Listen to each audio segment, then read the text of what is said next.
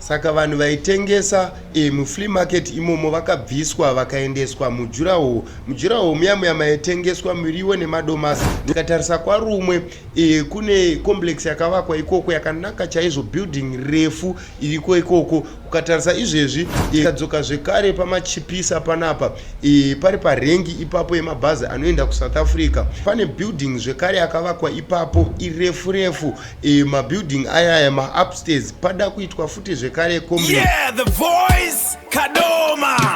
Welcome to the Spanner Podcast Show, the biggest podcast in Kadoma, the voice of people. Mushonga we stress. Follow to our podcast. Nepe nyuro yevanu. Makadi muri Zimbabwe kusangana zvekare kwatiri kuita pano pa The Spanner Podcast Show Kadoma BBC 1 Extra. Muna 1 Spanner mukomana ari kupisa pakadoma zveipapo.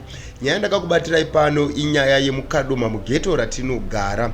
Ndakaposta mapictures paimbove neflea market apo paopposite Nherera. Vanhu vakawanda vaibvunza mucomment section kuti kose papwanywa chichiri kuitika mukadoma, chichiri kuitika, especially vanenge vari kunze vakabuda mukadoma kudhara havasi kuziva kuti zviri kuitika. Saka nhasi ndine update yandadzoka nayo kuti ndizokubatisai kuti zviri kuitika paipai, nekuti vamwe vakanga vakuti pada kuiswa spa, vamwe vachiti pada kuiswa okay, but tazofambira nyaya takazonzwisisa kuti pada kuvakwa 2 macomplex ipo paipai.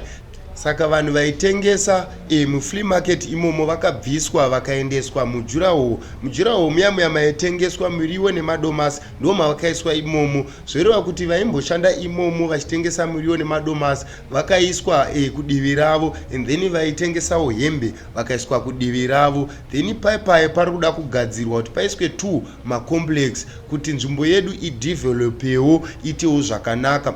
And then vakanga vane tumashopu twakanga turi pamberi paipai vachiripo. Sofa hatisati taziva hedu kuti vari kurongerwa plani ipi. Ndinoimba kuti vanogona kunge vane kwavari kutsvagirwa kunzi vazoiswa ipapo hedu hatisati taziva kuti vari kuiswa kupi, asi vachiripo. Asi vari kunzi vanofana kubva kuti panzvimbo paipai paitewo zvakanaka, paonekwewo zvakanaka. Tikatarisa kwarumwe kune complex yakavakwa ikoko yakanaka chaizvo, building refu iriko ikoko. Ukatarisa izvezvi kune kakuchinja kari kutoitikawo kwarumwe ikoko nekuda kwebuilding iyoyo. Aiwa, tinotenda kune vari kuita izvozvo. Tikadzoka zvekare pamachipisa panapa pari parengi ipapo yemabhazi anoenda kuSouth Africa. Pane building zvekare yakavakwa ipapo irefu mabuilding aya maupstairs pada kuitwa futi zvekare complex. Haisati yapera building iyoyo ichiri kuvakwa, but yakanaka zvokuti ndo kumwe kudevelopa kuri kuita mukadoma. Kuopposite kwacho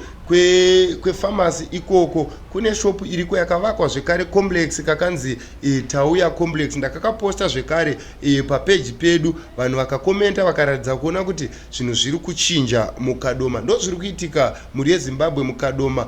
Musazoshamisike kuti sei flea market yakabviswa. Vasiri kunyatsokuziva flea market yandiri kutaura nezvayo, flea market iyi iri padhuze yanga yakazemberana nepanherera bhawa riya bhawa rekanzu runonzi Nherera. And then kuside kwacho uku kune juraho kwaitengeswa muriwo nemadomasi. Nechekunoku kwacho kune bhawa rinonzi kumbowedza riri like hotel kudai so. And then kuside rimwe racho kune mabhazi anoenda kuSouth Africa. Ndo panzvimbo yatiri kutaura kune vagarisa vasiri mukadoma vasiri kuziva kuti zviri kuitika. Ndo zviri kuitika muri yeZimbabwe mukadoma. Tinotenda kune vari kuzama kuda kusumudzirawo nzvimbo yedu yeKadoma vachibvisawo zvinhu zvakudhara vachiisawo zvinhu zvinyowani. Tinongoti kune vari kuita izvozvo dai zvaramba zvichiitika kuti nzvimbo yedu idevelopewo ionekwewo zvakanaka, especially mutauni.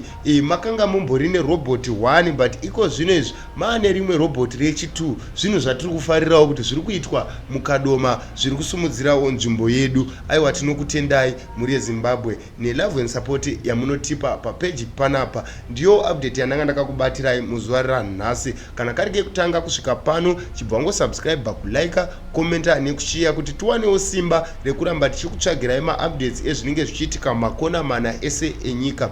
Love and support yenyu yakakosha. Ngatisangane pachikamu chinotevera. Bye bye.